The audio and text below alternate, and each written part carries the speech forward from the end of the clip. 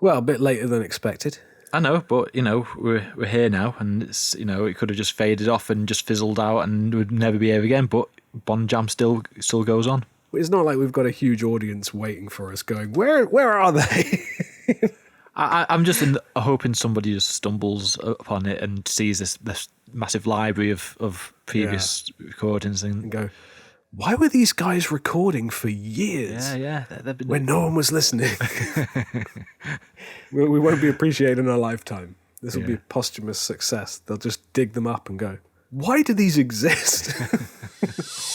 Now come along and listen to us talk with the Bond Jam. Go and have a lovely little walk with the Bond Jam. Maybe put it on and go to bed with the Bond Jam. Or grab yourself a slice of toast and spread with the Bond Jam.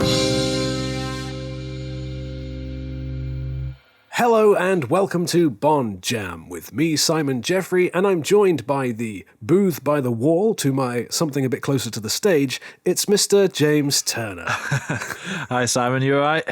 Yes, good, thank you. How are you? Yeah, I thought you might have gone for maybe Baines to... What's the other one? The Baines to my bootmaker.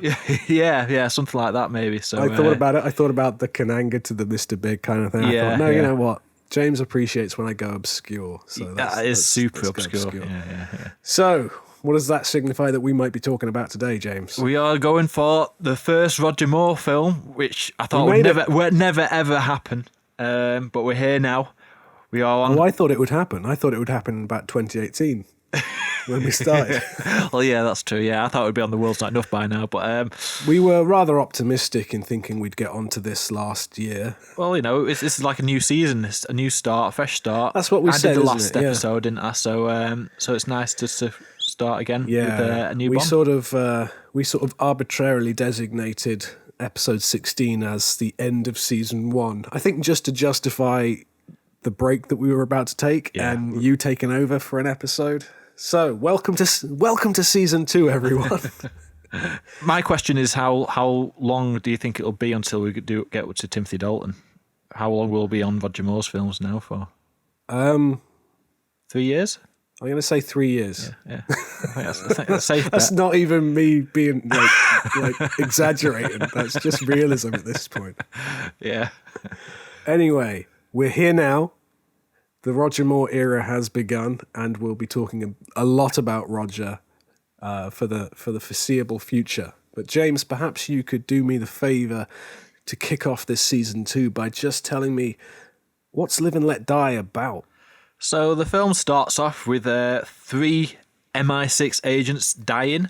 One gets killed by when he's observing another funeral happening. Another is killed by when he's in the UN. He gets some really loud sound kills him. Death by noise. Yeah, death by noise. And then someone gets killed by this invisible snake bite as well. So so that makes James Bond brought into action to try and investigate why these people have been killed. All 3 were investigating the links between a guy called Dr. Kananga and this like crime boss guy called Mr. Big, and the links between that. And Bond just kind of goes from place to place, hoping he'll find something that will uncover the mystery, which there isn't really much mystery there. He just finds out that Dr. Kananga is actually is the same person as Mr. Big, and what he's been doing is he's been producing heroin, I think, is it heroin? Yeah.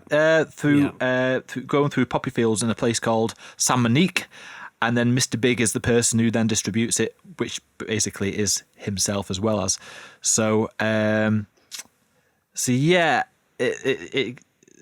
some voodoo elements brought into it as well as. There's not much intrigue as to where the story goes, but there's enough happening to make you go, oh yeah, I think I'm on the right track. Yeah, I quite enjoyed the sort of detective aspect of it. Yeah. And we'll go back to the start, as you mentioned, the 3 agents. I don't think I really necessarily picked up that the first guy was an agent, because I thought he was more of a politician. Yeah, I didn't. I thought exactly the same. Yeah, because in the UN thing. You mentioned in our Diamonds Are Forever episode when I asked whether Diamonds Are Forever had the weakest opening or not, and you you brought up Live and Let Die as a possible contender for that. Having rewatched it more recently, what do you think? I take it back. I do like the intrigue of it. The fact that Bond isn't in it also makes me go, oh, actually, okay, this is different. I like the setup. I like the idea that it dives straight into the plot. Yeah, it's not like Goldfinger or something where it's kind of a bit of irrelevant fluff before we start. It does that. It basically sets up the 3 murders that Bond is sent to investigate for the remainder of the film. I think in execution, it's not as successful as its idea is, its concept is. Yeah. The funeral murder is my favourite of the 3 by far. Definitely, yeah. And the highlight, but I think maybe that should have been the final one, because I definitely find that the build up to the snake bite and then just the kind of anticlimactic little jab, and even the music kind of just winds down like, oh, is that it? It's a bit uneven, but I like the idea of it. We go from the 3rd murder into the title sequence. Yep. The music's great. I mean, the song, isn't it? To go from watching the previous films that we've discussed on the podcast to this, the music itself sounds so different to anything that's been before in the Bond series. And obviously, we hear Live and Let Die now, and it's a classic Bond tune and stuff like that. But it was so different, surely, back then when that was released. Oh God, yeah. George Martin's score overall, I quite enjoy when it's there. Yeah, Yeah, like especially like his intrigue music and his suspense music and his action music is all quite good, I think, and I quite like the head tapping funky beat that you hear. Yeah, and he brings in his Bond theme and the variations of the Live and Let Die theme. I think his sort of romantic music is less successful. There's bits of it. I don't know if you ever watched like The Last of the Summer Wine back on like Sunday evenings. It just sounds like, not really Bond music. And I think the biggest problem with the music is that just like large portions of the film don't have any. Yeah. Well, you see, because Live and Let Die is one of my favourite scores. Yeah. So there's some amazing tracks on that soundtrack, but I can understand where you're coming from, especially when you consider things like the boat chase and stuff, where it is largely unscored. I mean, if you to listen to the soundtrack, obviously all the stuff on the soundtrack is good. It's just there's large sections that are kind of seemingly unscored. Yeah. Anyway, I feel like we're getting ahead of ourselves. Yeah, we are. We're jumping into certain parts. Let's jump back into the plot. So we come out of the title sequence and we're at home with Bond. Yeah. And we get our first look at Roger Moore as the new Bond. I was quite honed in on this viewing to sort of watching and studying Roger Moore and seeing how is he choosing to do his Bond in his first outing. And I don't know necessarily that it's his best performance as Bond in this. I feel like he's a little stiff to begin with. He seems absolutely delighted to be there. Yeah. But he sort of feels like he's kind of maybe overperforming all of his lines a little bit. Yeah. Pack, sir? Coffee, sir? Well, I recently rewatched The Persuaders before watching Live and Let Die, just by coincidence. And that was the thing he did just before he was cast as Bond. And he's a lot more out of shape in that. His hair's overgrown. And to see the transformation between what he was like in The Persuaders to it's the first time we see him in Live and Let Die, I think he's gone through a drastic change. He looks much more younger than he did because of the way he looks now, and he's been quite determined to make sure he does come across the way he comes across in that first scene that we see him in. He's very trim, isn't he? Yeah. He's very short hair, very neatly sort of coiffed. Yeah. I don't mean to disparage his performance at all. I just think that, he's over the moon to be there, and he's perhaps overthinking the way he does everything, Like, how am I going to be Bond with this line? How am I going to be Bond with this line? I think perhaps as he went along, perhaps he just settled into playing it as Roger Moore a little bit. I kind of got the feeling throughout here that there was a sort of conflict going on between the lovely, warm, Roger Moore-esque parts of the performance and the cold, hard, Bond-esque parts of the performance. And I found myself finding it a much more successful and enjoyable performance if I stopped trying to tell myself that you're meant to like this person. Because I automatically like him because he's Roger Moore. But if you think, no, don't watch him thinking you're watching Roger Moore doing these things. Watch him thinking you're watching James Bond doing these things. And a lot of the things he does in this film are quite cold and calculated. He just uses people for information again and again and again, Rosie and then Solitaire, he's just like, bed them, but then immediately like, I need information. Yeah. Like, just give me something now. I think that's the only reason I've done it. Yeah. Because I was watching this from, it's Roger Moore. Yeah. This is ace. But yeah, I think that his treatment of women in this film is perhaps the weakest thing about the film, but that's something we'll probably touch upon as we go along it. But I think that's what I was kind of trying to get at. I think is that if you watch it thinking, it's Roger Moore, he's cool, he's a great guy. Oh, that's not great though, is it? The way he's doing that. But actually, the Bond in the literature, I think, is quote unquote the good guy, but he's not necessarily a nice guy. And I think he actually does it quite well in this. There are a few moments where it goes a little too far for my liking, but I think if you don't look at it thinking, oh, I want to like this character, you can appreciate that actually he's the good guy, but not always the nice guy in the way he does things. Yeah. He's doing it for the right reason. He's always after the mission. Yeah. And in fact, perhaps more than later films, I think. Like, other than being in bed with Miss Caruso at the start, I don't think he chases after any women for any other reason than for information, wanting something out of them. Yeah. So he does sort of stay surprisingly on task compared to, say, I don't know, Moonraker, where it's just like, oh, well, we've got 10 minutes to spare. What shall we do? Dr. Kananga is at present in New York. The CIA have been informed, and they're helping out with the surveillance. Your flight arrives at 11:30 a.m. Obviously, sets the mission off for Bond, and then off he goes to New York. Yes. Now, I think of Live and Let Die. I think of this scene. I think of him coming out of the airport looking for his taxi. Yeah. I think he just...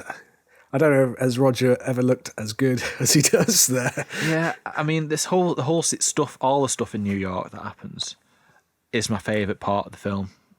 Yeah, I think it is.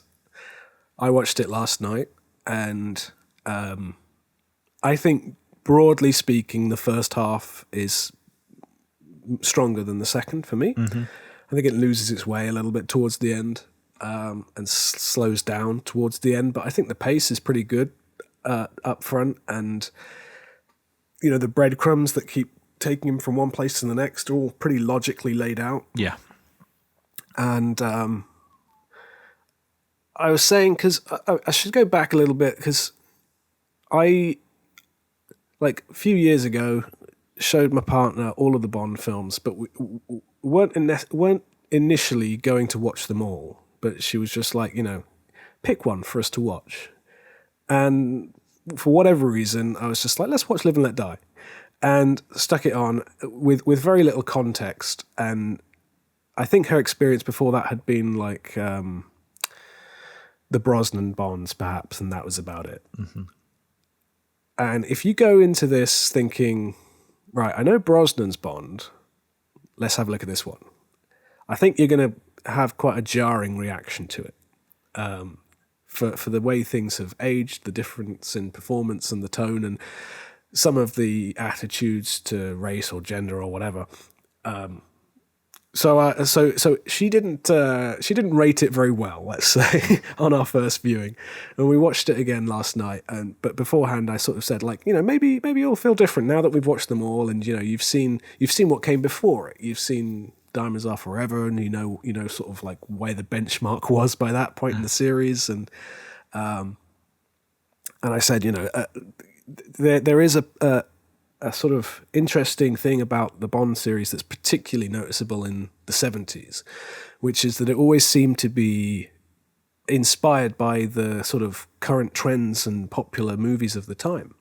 And that's not unique to Roger Moore's films by any stretch. I mean, if you look at the more recent ones, they clearly went through a Bourne phase and then into a sort of Dark Knight, post-Dark Knight sort of I think that's how phase. Bond has survived so long, that it does do that. Dalton's ones, License to Kill was clearly post Lethal Weapon and post Die Hard movie.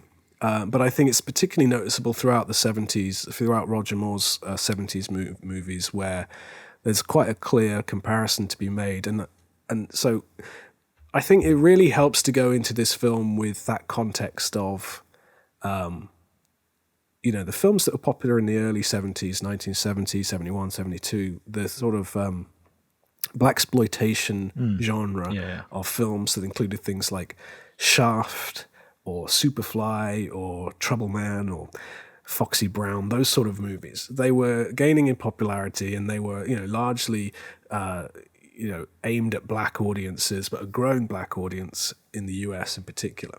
And someone had an idea that was, let's take the whitest guy you can think of and put him in to sort of juxtapose against that world. And it's hard to argue with that idea. It's like, I love the idea. I love the concept of like shoving this fish out of water, whiter than white Englishman into that and just watching him stick out like a sore thumb. And like Strutter says, like, that clever disguise he's wearing,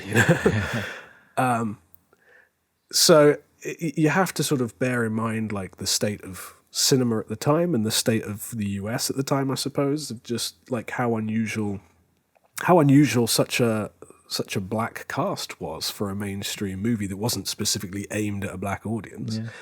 And they're not all, playing villainous roles. No. The few that are playing allies are played, strong and dignified. It's of its time, though, and I think that's important to sort of bear in mind. You go in watching this thinking, right, I only know the Daniel Craig movies, let's go. You might find it like difficult to adjust to. But I think with that in mind and with the context of the historical context and also knowledge of the Bond films up until that point, my partner had a much better time with this movie last night than she had the first time around. Yeah. And I think the film is best viewed with that, through that lens. Yeah. I don't think, if you were looking at it from a kind of that's hindsight kind of perspective of does this hold up today? Well, under what criteria? Probably not. I mean, you certainly wouldn't get a film made like this today. But that doesn't mean it can't be enjoyed. I think it's just best enjoyed with that knowledge. Yeah. Black Queen on the Red King, Miss... Solitaire. My name's Bond. James Bond. I really like that first meeting of Solitaire, the music. I know you say it's quite unrealistic the way he says these lines, but that's my favourite. Oh, it's the James Bond line. It's the best James Bond since Goldfinger, if not perhaps better than that. Yeah. I think he looks like he's just enjoying saying it, and maybe that's not even Bond. I think that's Roger Moore enjoying saying it. Yeah. But I just can't help but enjoy it because of how happy Roger Moore is to be there. Yeah. He's just like, God, there's a man who loves his job. Yeah. Speaking of which, like, what struck me yesterday is like, however bad Kananga is and Mr. Big, same person, but, and he is, because he's clearly like abusive and sadistic. He must do something right, because seemingly everyone who works for him is loving what they do. Teehee, obviously, is, like, his whole gimmick is he's just laughing the whole time. Baron Samedi is just off his nut, just constantly, just like, and then you got that taxi driver who's just thrilled to just be there. Well, it's funny you mentioned this because I actually thought, as he said, obviously he does bad things, Kananga, Mr. Big, but it's not that bad because what he was doing. Like you say, it was abusive and stuff. Obviously he's bad and stuff. Go on. Just excuse Kananga's actions. Yeah, excuse Kananga. Yeah, but the reason why Bond is there is because 3 agents died. Why was MI6 even investigating drugs in the first place? I don't know. So obviously, Kananga, as I said, he is a baddie. He does have to bump him off. But there's a moment later on. No, I'm jumping ahead here. But there's a moment where he has an opportunity to snip Bond's little finger. He doesn't. And he doesn't, even though Solitaire gets the question wrong. They have countless moments and opportunities to just shoot the guys. They just won't. They're like, no, they're too nice. Just tie him up. Let's feed you to sharks, or let's let's put you in, like, feed you the crocodiles. Yeah. Like, they're just determined to have fun. Yeah, I think that's what I mean. It's like they don't even want to see the gruesomeness. That's why he doesn't go through with the snippet of the finger, or even watching him whilst he's on the crocodile island. They're just like, let's just let things happen. I don't want to see it. We're not that. Do you remember? We're not that sort of people. That cab driver who loves his job, who comes back again later in New Orleans, doesn't he? And that used to be like my standard greeting for you. Do you remember? Yes, yeah. I mean, it still is it not? Yeah. Just be like, well, hello, Jim.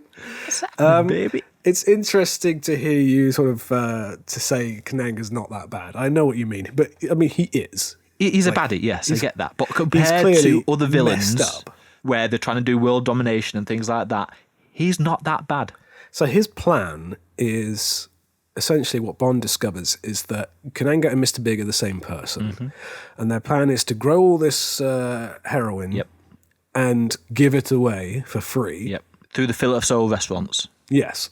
Basically putting all the other drug lords out of business, because who's going to pay for drugs when there's free stuff? Mm-hmm. Right? Yeah. Leaving him with the only monopoly over heroin for years to come. So basically get the amount of addicts in the country to double, and then he's going to start charging. That was his plan, wasn't it? Yeah. So it's a pretty messed up plan. It's not like I want to kill the entire world, but I mean, it does destroy lives, James, you know? Well, I get that. I'm not defending Kananga. What I'm saying is he's not as bad as previous villains. And he's also, textbook kind of abusive relationship with Solitaire. Obviously, that's all bad and stuff. But look at you backpedaling there. I know what you mean. You know, he's not kind of like Hugo Drax levels of like wipe out the entire world. No. Repopulate like Noah's Ark. Yeah, but, he's just a drug dealer who wants to get more profit for his drugs. And if it means killing people, he don't want to get his hands dirty. He'd rather let him have a bit of fun with those people who get in his way. He's determined to have fun. Yeah, he is determined to have. I think Yaphet Kotto is brilliant. Yeah. I really enjoyed his performance last night. I'm trying to rack my brain back to when I first saw it, but I don't think his disguise is ever convincing. I mean, it's hard to know now because I just know it's him. But yeah, that's the problem. I don't think there was ever a point that I didn't know. I would like to show somebody who's never watched this film before, because I can't remember the first time I ever watched it and gone, I didn't know that. I think maybe when you first see him, you think this, like, what's wrong with his face? It doesn't look right. So I don't know if it's a huge surprise when he does reveal it. It's not quite revealing, like Bond says. But I just think I don't know if it's all like it was all there on the page, but he just seems to sort of imbue it with these little kind of like details. He's not kind of just like all one note kind of cackling and maniacal. Yeah. There's a part of him that's genuinely sort of really sensitive and jealous and possessive and butthurt that Solitaire turned to Bond, and he's like, like when the time came, I would have given you what you wanted, and you knew that. Like, I love how you quoting him, but in saying it in a completely different way than he said it. But yeah, I think he genuinely loves her. Yeah. I think he's genuinely hurt by her. It's not like I don't care about anyone in this world. I think he's genuinely like he sees her as his. Like, and there's those kind of really sinister lines about like, you exist to serve me and that power is mine to use, and if I decide you're going to lose it, I will take it away. And it's really like dominating, malicious, controlling, abusive relationship. Mm-hmm. But it's based in like real attachment and jealousy and insecurity. He's not someone, I think he just was pleading, going back to that moment where you said about letting Bond off when Solitaire gets it wrong. You can see the hurt in him that he just was pleading that she'd be right. Yeah. He wants to believe her. He wants to believe her. And I love the moment when he lets her believe that she'd got it right for a moment, and then it's just sort of watching her going like, soon, Solitaire, soon. And you just see his brain working. I just think it's a brilliant performance. Yeah, I agree.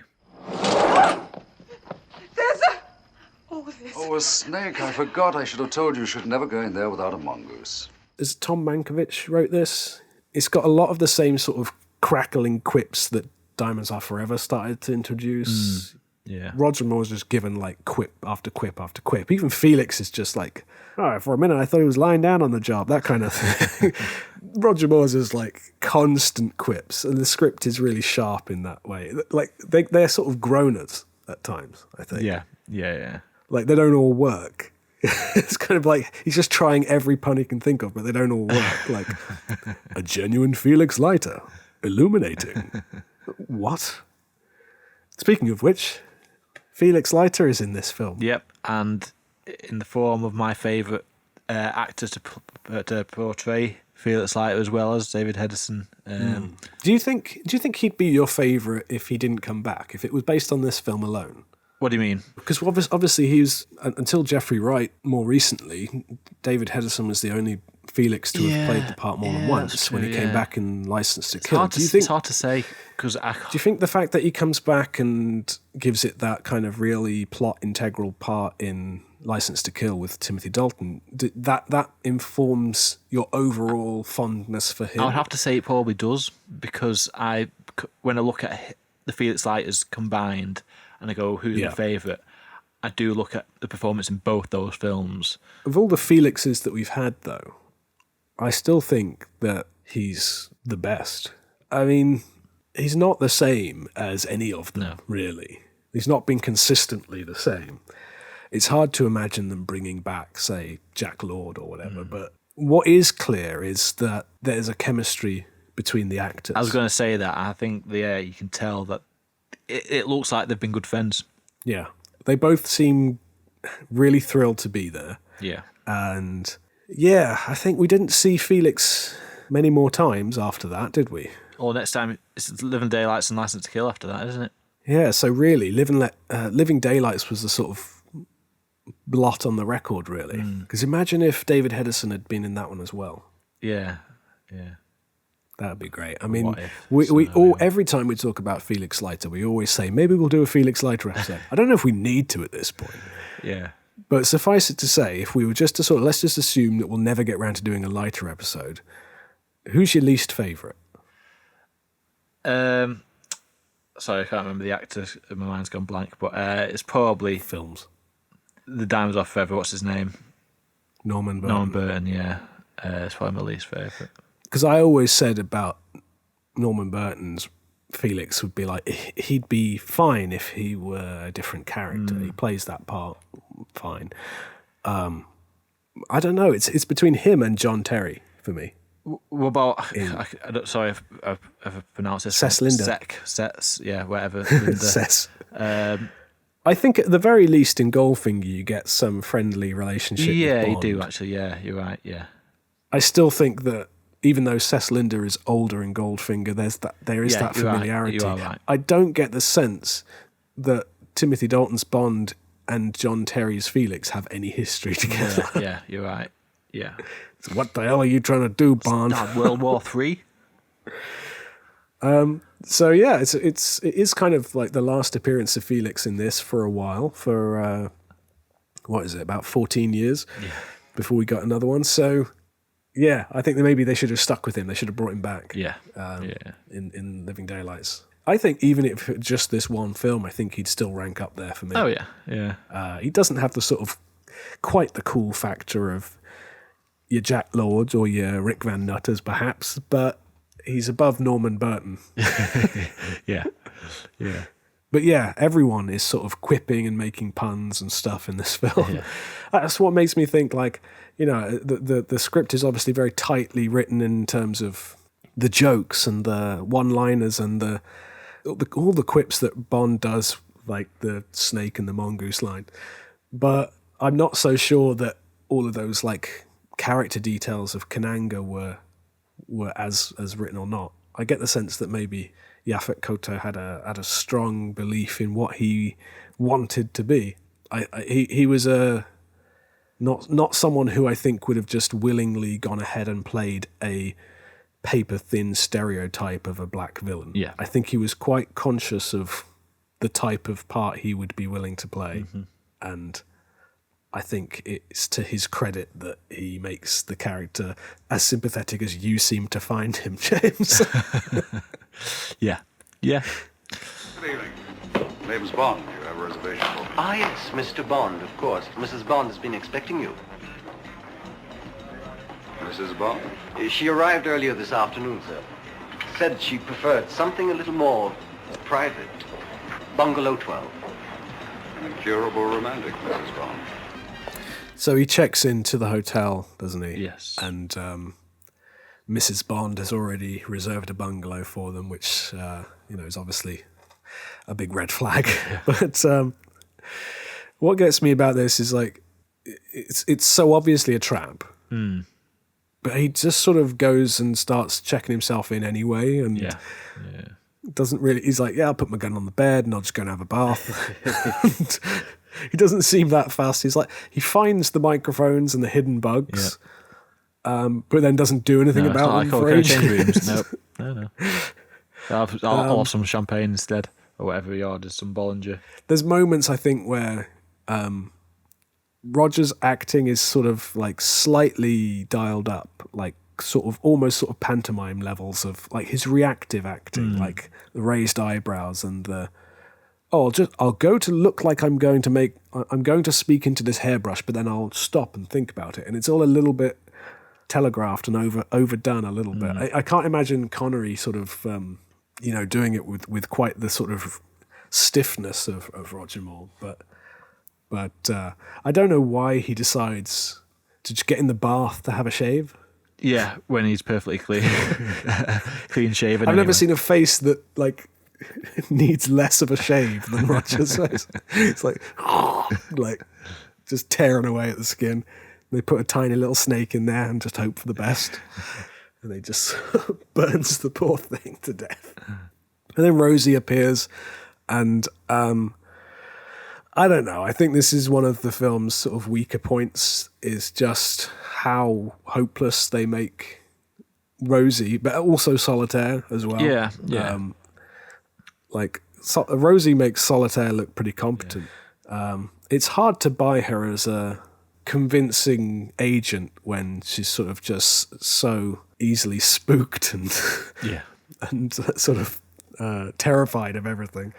I suppose that plays into the superstitions of the faith and the cult aspects of this plot. There's certain people in the film that buy into this more than others. But, she's screaming her head off when she sees a hat.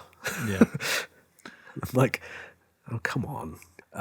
I did like her line about cyanide pills, when she doesn't immediately. That's the one time it looks like Bond is just trying to buy some time by getting a bit of action with a lady. But I found his attitude towards Rosie quite condescending and patronizing at times. Yeah, and that is the start of, or one of the weaker points, as you said. But I also don't understand why the villains decide to give themselves away immediately by just sending her a message with the Queen of Cups in an upside down position. It's like, what was the point? I don't know. I sort of figured that maybe that was Solitaire warning Bond. I don't know. Oh. I've never actually given it much thought until you've mentioned that, because it doesn't sort of immediately get followed up. No. It's not like Solitaire, although when Bond appears, Solitaire doesn't immediately sort of give his position away or anything, but she doesn't exactly go, oh, thank God you're here to rescue me. Yeah. The sequence where Bond does infiltrate Kananga's castle base, wherever it is, that palace, and meets Solitaire again when he's playing around with those cards, you know. I have an issue with this scene. I was going to say it's the worst part of the film. I'm not sure.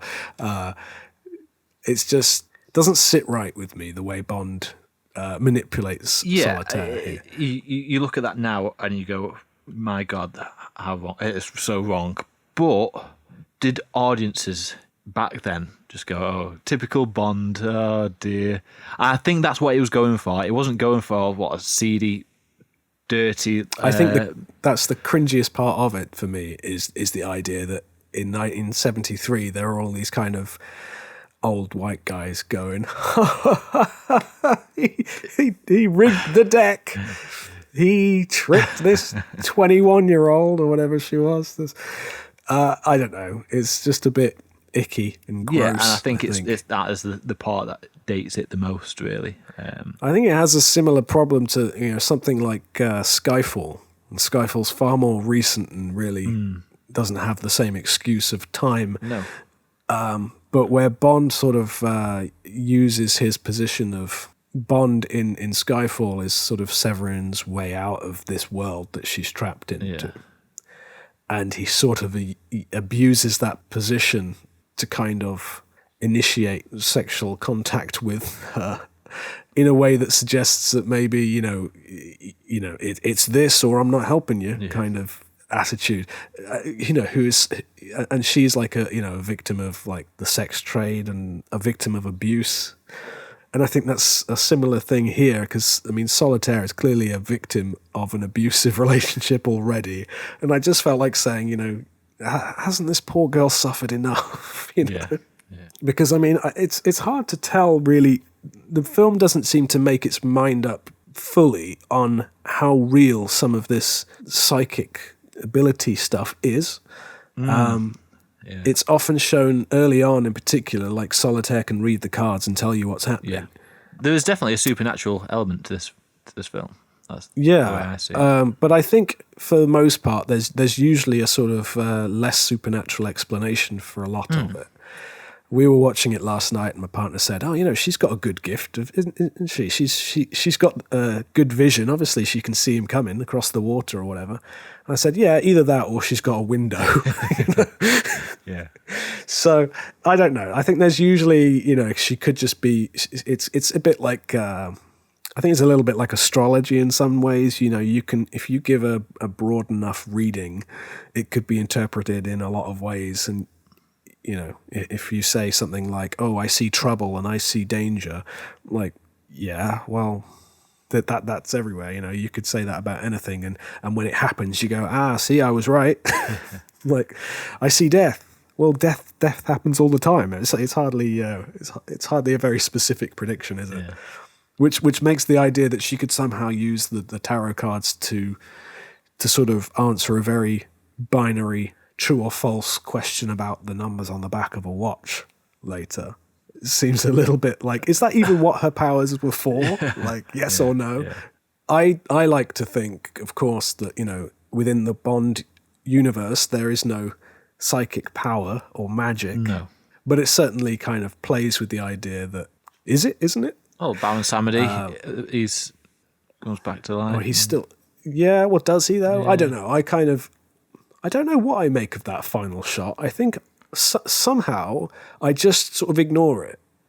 I'm just like, yeah, it's symbolic more than anything, I don't literally think he sat on the front of a speeding train. You're saying it's like a fourth wall break. It's like, it's the end of the film. Ha ha ha ha. Yeah, I think it is. Yeah. I think it's more of a leave him with something to talk about. Yeah. Leave him with a final laugh or a final gasp or a final, question. Yeah.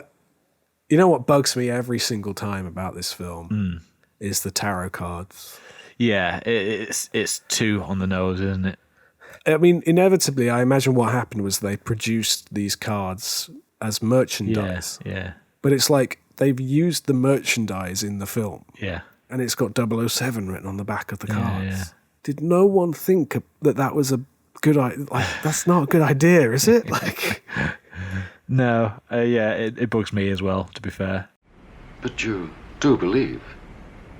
I mean, really believe in the cards. Well, they have never lied to me. Then they won't now. So, Bond manipulates Solitaire into basically giving herself to him because she believes so firmly in the truth of these tarot readings that the moment she sees that card, she was like, well, I've got no choice, might as well then. Like, Yeah. And I think the only way that the film, the writers, I don't know, I get the sense that maybe they felt like that was a bit weird. And the way they excused it was to basically have her just become immediately obsessed and addicted to him. Yeah. So she's like, oh, well, I suppose I've got to give myself to you because that's what the cards say. But then immediately she turns into like a sex addict, Yeah. Once she's had a bit of Bond, she wants to Roger Moore. Yeah, that was good. Good morning. You're Mrs. Bell, you're not my instructor. Where's Mr. Bleeker? indisposed. I'll be giving the lesson. I don't want to skip to the end too quickly without mentioning Mrs. Bell. I just love the bit straight after that, actually, where Felix Leiter is getting an earful from Mr. Bleeker about... No, I'm sure there's no need for name calling. Yeah, it's funny. It's kind of... It is that Guy Hamilton Diamonds Are Forever kind of chase that's not actually good. No, it's silly. Them driving in circles like they do in Diamonds Are Forever, but it's funnier than Diamonds Are Forever. It works better than like the Moon Buggy chase, for example. And it's shorter, and so it's better. But it's just bad guys just like crashing into stuff, not because of what Bond is doing, but just because of their own incompetence. At one point, one of them's just like, I can't find the brakes. And he just drives into a plane. Leroy, slow down! The beat takes slow down! The way it's safe! I can't find a brake! See, this film just made me have a smile on my face. Well, that's it. That's what a Bond film should do, isn't it? There is a character that I wanted to just discuss with you, mainly because I've no idea what happened to him. Go. Strutter. Strutter died? But he didn't, though, because...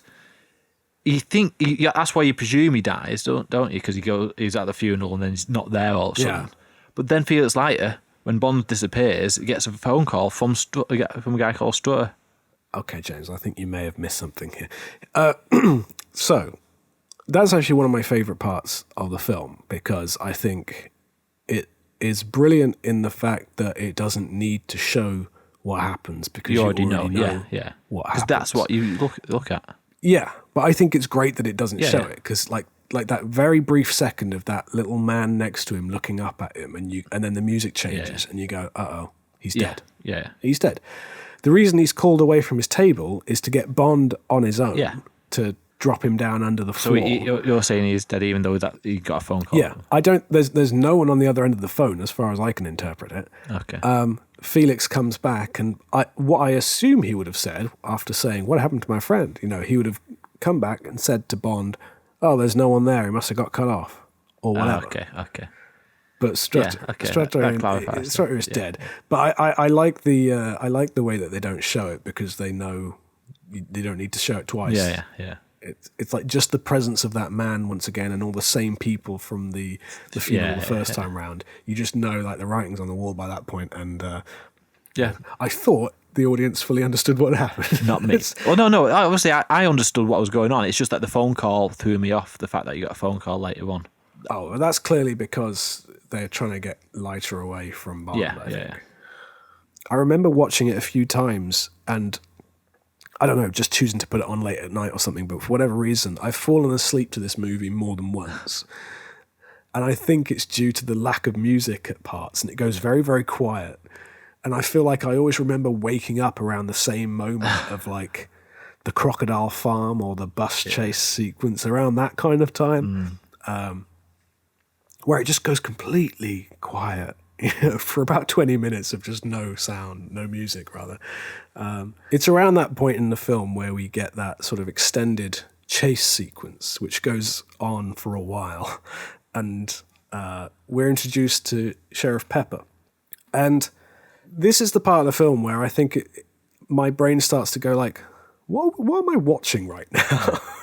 It sort of seems to sort of go down a sort of tangent for a while, and Bond is sort of absent for prolonged chunks here and there, while Pepper just has this little side plot going on. When I used to watch Living That Die as a kid, I used to always look forward to the boat chase scene, and because of Sheriff Pepper. Pepper. Because of Sheriff Pepper. Toby, I got me a regular Ben-Hur down here, doing 95 minimum. Need any help, J.W.? Hell no! He's got a few great funny lines there. I think if he had not outstayed his welcome so much, I think it would have been probably better. Yeah. If he'd been in the film from around the time he chases after the first guy to maybe the boat crashing into his car or something, that's probably enough. Yeah. I don't know. I think he steals focus a little bit too much, and I stop feeling like I'm in a Bond film so much. And I don't even feel like I'm in a riff on the blaxploitation genre anymore. I feel like I'm moving into some other kind of genre altogether, you know? Yeah. So we have that admittedly impressive boat chase sequence, but I think it does go on a bit too long. I like the moment with the wedding. And, you know, going across the ground and ending in the sort of swimming pool and bits like that. But it's sort of... I think the film is sort of slowly unraveling by this point. But I think by the time we get into this underground cave bit, I'm already sort of mentally checking out of the movie a little bit. Like, okay, we're winding down now. Obviously, this is where Kananga meets his end. And I know you have reservations about the way he dies. How ridiculous. Well, I was going to say, like, Kananga in this scene is quite enjoyable because I think he slowly starts to go insane. Like, you could argue he's always insane. He's obviously always sadistic, and he's always got this kind of plan that is not. It's not a nice plan, let's say. But I think when everything starts to go wrong and he loses Solitaire and Bond blows up the puppies and all that stuff, he's still grinning and trying to enjoy it all. But it just comes across as kind of like increasingly unhinged as he goes. I think he senses that it's all falling apart around him, but he won't admit it. But he's still determined to do it in a fun way. He's like, I'm going to feed you to the sharks, damn it. Like, it's just... I don't know. He's just a lot of fun. He just doesn't want to do the work himself. He just wants to, like I say, have fun. But so go on. You were about to defend his death scene. Yeah, I actually really like it. I think it's a good way to die. I'll say that again. I actually think it was a good death for a Bond baddie. James thinks that it's a good way to die. But no, I like the ridiculousness of it. I like the fact that it just inflates him to smithereens. I don't think it's the idea of it. I think it's the execution of it that falls short. Well, just how it explodes like a balloon. Yeah, he's just clearly made of rubber. The question is he using this shark gun on actual sharks? Is his intention? Maybe a deleted scene where Bond has to fend off a shark and he shoots one with one of them and it just inflates out of the water and it's like... It's just poorly done, I think, because it cuts back to the water and there are bits of like scraps of rubber floating around there. Not a single drop of blood. Yeah. I think you'd be better off just kind of cutting away and letting their reactions do it, maybe. Yeah, that would work, yeah. I don't know. I can only defend that so far. I think it is probably one of the worst villain deaths. And then Solitaire's like, where's Kananga? Well, he always did have an inflated opinion of himself. Yes, but where is he? So then that's sort of seemingly over, and then they get on the train, and then you almost forget that Tee-Hee was around because he's been gone a while. Yeah. I really enjoy Tee-Hee. I enjoy all of Kananga's sort of henchmen. Yeah. I'd say a fairly underwhelming fight with Tee-Hee, but it does the job. Mm-hmm. I like the use of the arm to foil him with his own apparatus, so to speak. Just being disarming, darling. And then we're done. Yeah. Do you have a high point and a low point, do you reckon? High point is all the stuff in New York. It feels different than the tropical scenes that we've seen in previous Bond, the more exotic scenes that we've seen in previous Bond films. Even though we do go to like San Monique, that is when it starts to get a bit less interesting for me. But yeah, the New York stuff is really cool. I think that's Roger Moore at his coolest. Yeah, I think the opening pre-title sequence is not my favourite. I think I like it in concept, not necessarily in execution. I like the funeral part of it, but not the rest. And I'm not hugely fond of the scene in Bond's apartment, but I like it from the point where he gets to New York onwards, pretty much. I think it starts to kind of lose its momentum somewhere around getting back to San Monique with the bus sequence, somewhere around that point. It doesn't lose it completely. I just think it kind of loses its momentum a bit. And that's not helped by the prolonged diversion that it takes with Sheriff Pepper. Sort of a lack of focus happens at that point. Mm-hmm. And overall, I think it kind of just sort of tapers down towards the end. It does. I don't think it has a climax that necessarily brings that quality back up to anything we experienced earlier on. I think most of the highs are in that first half. However, I mean, I really like the scene with Kananga and Bond when he's got his, finger in the pincers and asking him about the watch. And I just love Yaphet Kotto's performance in that. The low points, I suppose, are kind of various little moments with Rosie. Yeah. There are moments of the Sheriff Pepper sequence that probably are a little too long, but I suppose for a single standout moment that doesn't sit right, I would say it's probably rigging the tarot deck to seduce Solitaire in that way. Yeah.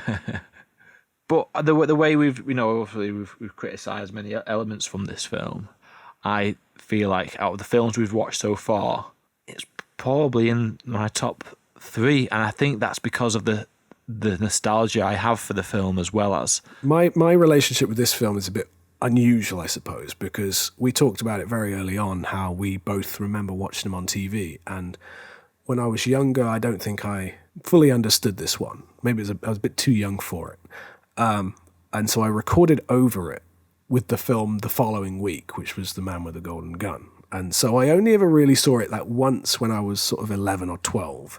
And then it was years before I saw it again. And so of all the Roger Moore films, it was the one that for a long time I hadn't seen. And then when I did get it, it was fresher than all the others. It was the one I didn't know quite as well. I think there was a point where I overwatched it. I sort of overcompensated and then watched it too many times. And between you and myself, we've sort of celebrated the film a lot over the years and talked it up as, an all-time great over the years, one of our personal favorites. I think I like it more than it's a great film. I think it's uneven, and there are, at times, quite ropey parts of it. But I don't think any of those moments kind of unravel it completely. I think I go into this film every time with a lot of goodwill and forgiveness of it. Yeah. I think maybe it's hard for me to see it objectively. Put it this way, I don't know if you should just sort of like try and introduce your wife to Bond through this film. Yeah, no, you wouldn't, I don't think. But I appreciate it for doing like a lot of new things, Yeah. Some things it does kind of like out of left field, some very quirky kind of characters and new things it introduces that doesn't do them all with 100% success, but it does something new. Yeah. Almost in every scene, it does something that you've not seen Bond do before, or you've not seen in a Bond film before. It's like unlike any other Bond film. Yeah, I agree. It's probably a nice line to leave it on, to be honest. It's unlike any other Bond film. So there we go. We're back. Season 2, Live and Let Die. That was good. Let's play games with James. Yeah. Games with James. So, Live and Let Die obviously had a hit title song. Mm-hmm. That kind of leads us nicely into the game we're going to play, which is Guess the Bond Film based on a 5-second clip of the top single of that year of release. I have absolutely no chance. Oh, dear. Okay. So, what I've obviously done here, James, is cunningly disguised a music quiz as a James Bond quiz, because all you're really trying to figure out is what year did these films come out, these songs come out, rather. Yeah. And then, the only Bond link here, I suppose, is that you know that it must be a year that a Bond film came out. I'm going to play you some clips, little snippets, so as not to hopefully get copyright struck. Okay, let's bring this up. And so, am I guessing the film or the year? Well, I want to know the film. Film, yeah, okay. So, but in order to know the film, you'll have to kind of vaguely know the year. Yeah. So it's a sort of two-step process. Yeah. So I'll play you a little clip from these songs, which were, I don't exactly know how it works out. It's sort of the Billboard year-end top single, which is a kind of cumulative aggregate of sales over that year. You know, if someone listening to this is like, oh, that wasn't the top single of the year, I don't care. I went on Wikipedia and I used one particular list of songs to go by. So, at the very least, there's only one song from each year that I'm going to play you. So you should be able to work this out. And what I will need from you, obviously, James, is a sound for a right and wrong answer. Yes, you got it right. Was that a right one or a wrong one, did you say? Yeah. Well, I'm going to use that as the wrong answer. All right, can I have a wrong answer sound from you now? Oh, you got it wrong. That'll do. Nice and, route one. Yeah. So, if you're able to, James, here is clip number one. Okay. No matter how hard I try. Okay, right. No matter how. Do you need that again? It's Cher, isn't it? Do you believe in love after love? Right, okay. I don't think it was... It's obviously Tomorrow Never Dies, which was 97, or Will's Not Enough, which was 99, so I'm more inclined to go with 97, so I'm going to go with Tomorrow Never Dies. Oh, you got it wrong. No, come on. That was 1999. Well, the tricky thing about this song, and it's a hard one to start with, really, is I believe the song actually came out in 1998. As such, it was still the most purchased single of 1999. What? All right, let's go to number 2. Okay.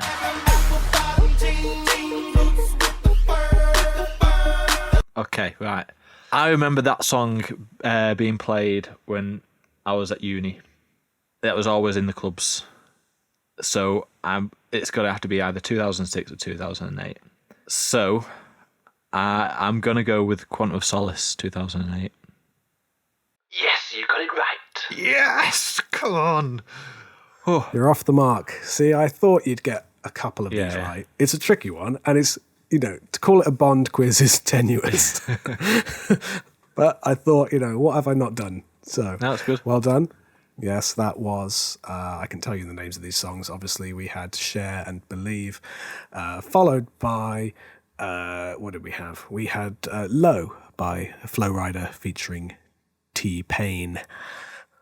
God, I sound so white. I couldn't tell you sang that to myself, to be honest, but I just remembered the song. All right. So let's have number 3. Okay. And when I touch you, I feel happy. Right, okay, so I've no idea the song, I don't have a clue. Dating it wise, I say I'm not a very big music expert, so I'd say it's more 60s or 70s. Like the Beatles, is that a Beatles song? It might even be a Beatles song, I wouldn't know. So I'm going to go with Thunderball 65. Oh, you got it wrong. Ah, damn it. Oh, you're close. Oh, was it? It was, that was, of course, the Beatles with I Want to Hold Your Hand, which was 1964, Goldfinger. Oh, so close. Oh, well. Yeah, it was close. Yeah. All right, next one. Here we go.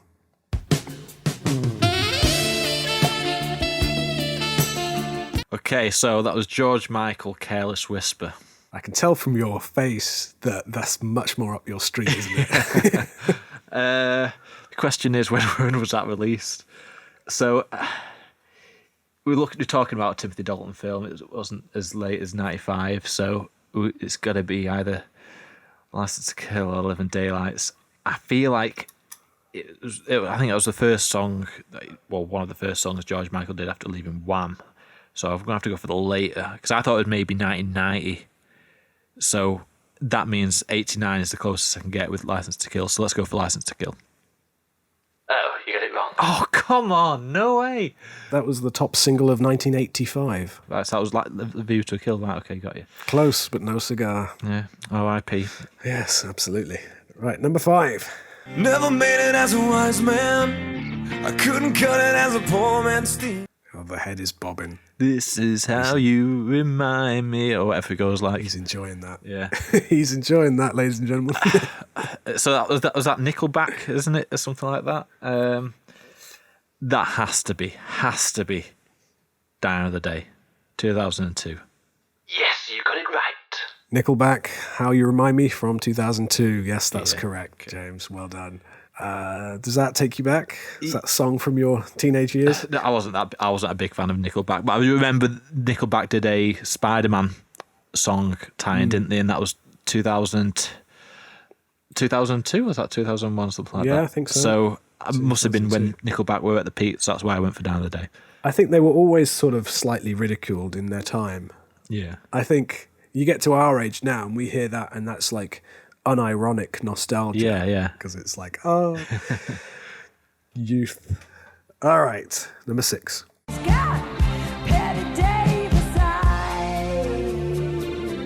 Okay, so this song, I do know the song.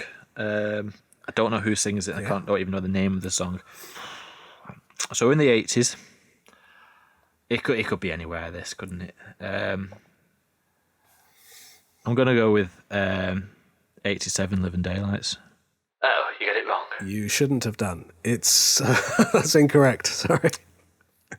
Go on. That was what was that? That was Betty Davis' Eyes by Kim Carnes from 1981. Ooh. So the correct answer. So I should have gone for Your Eyes Only then. Number 7.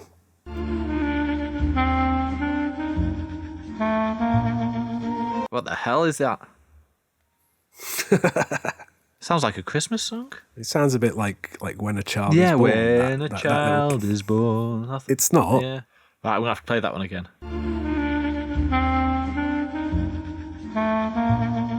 Can I just say, I didn't choose a part of this song deliberately to avoid the vocals. There are no vocals in this. There's no vocals in that song? The whole song is like that all the way through. Well, for me, that makes it then go back to the 60s here. So I'm going to go right to the start, goal 62, Dr. No. Yes, you got it right. Yeah, come on. That was Stranger on the Shore by Mr. Ackerbilk. Wow. All right, let's move to the next one. Number 8. 'Cause you had a bad day, you're taking one down. Had a bad day. Right, okay, right. I could see your face lit up then. Just that brought back. You'd forgotten that song existed. Yeah, didn't you, James? I don't even know who sings it, but it feels quite old now. So I feel like I'm gonna have to go with 2006 Casino Royale for this. It makes me sad that you'd say it feels quite old, so I'm going to go with Casino Royale. Yeah. Yes, you got it right. Yay! That was Bad Day by Daniel Powter. Apparently the top song of 2006. Oh, right. I'd forgotten it existed as well, but well done. Oh, yay. Number 9. Here we go.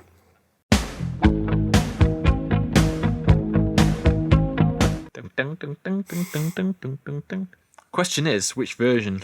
What have we got there? What song is it?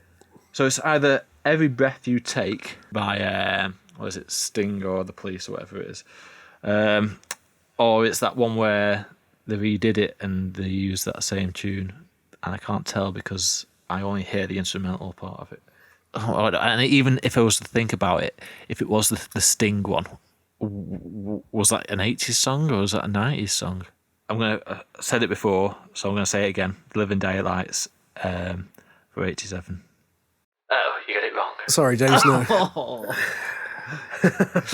Go on, right, tell me. So that was Every Breath You Take by The Police. By The Police, yeah. The song that you were imagining it might have been was Puff Daddy's 1997 hit I'll Be Missing You. Yeah. But no, that was Every Breath You Take, and the correct answer you should have given me was Octopussy. Oh, 83. Yep. Some of these surprised me. They were earlier than I thought they were. Yeah. But here we go. Number 10. Right, okay.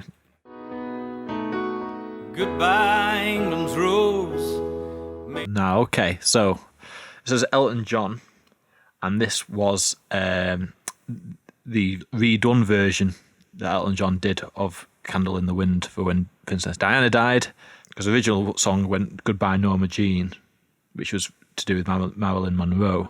So that means it's when Diana died, which was 1997, and that was means it can only be Tomorrow Dies. Yes, you got it right.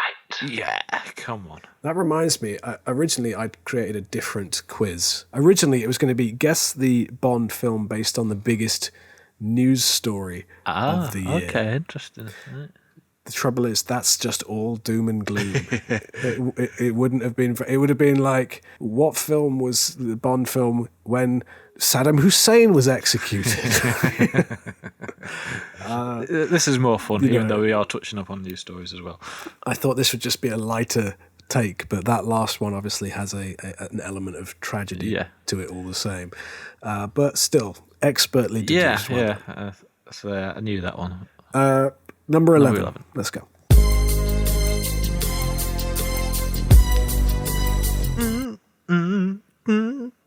Okay, right. This is Gangster's Paradise by Coolio, isn't it? And this was done for a sort of... It was linked to a film, wasn't it? That had, what's her name in it? Was it Jodie Foster or something like that? And that was a 90s film. I can't remember what the film's called now. So it has to be 95 GoldenEye. Oh, whoa. Actually, no. Take that back. Could it be 80s? Could it be 89? I feel like I'm going to go with 89, License to Kill. Change my mind. Final answer. You shouldn't have changed your mind. Oh, no. Oh, you got it wrong. God damn it. Oh, the soundtrack to many a school disco of mine. yeah. I think what's happened, James, is I have unraveled your confidence.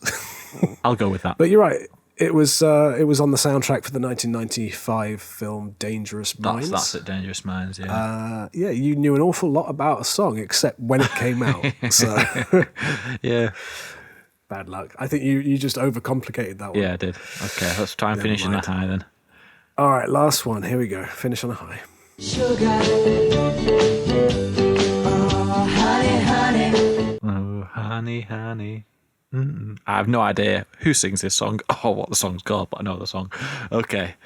I'm guessing that was a 60s song. I feel like, was it a 60s? Is it either 60s or 70s, that song, wasn't it? I'm going to go with 69 and On Majesty's Secret Service. I like how every time I give you an answer, your face remains straight. You don't smile to see if I've got it right or wrong. You just... I like to keep you in suspense. Yeah. Yes, you got it right. You have finished on a high, yes! James. Well done. Oh, that was good. Okay. That was Guess the Bond film based on the biggest song of the year of its release quiz. Barely a Bond film quiz at all. But hopefully you enjoyed that, James. Yeah, I did enjoy it. It was good fun, actually, because even if I got it wrong, it wasn't like it wasn't a statement on my Bond knowledge, was it? It's more of just a statement on how poor my music knowledge is. Well, I'll leave it up to the text-to-speech person to let us know how you did. James scored a respectable 6 out of 12. I use the term respectable in the loosest possible way. Like when someone says they believe in horoscopes and you say, I respect your beliefs. That kind of way. Anyway, back to Simon and the very respectable James. I'm going to guess it was said 4. I'm going to guess they said something insulting. No. Thanks, text-to-speak person. Honestly, don't say those things. So, there we go. That was Games with James. Games with James. And there you have it. That was our Live and Let Die episode. And, hopefully we'll get through Roger Moore's films.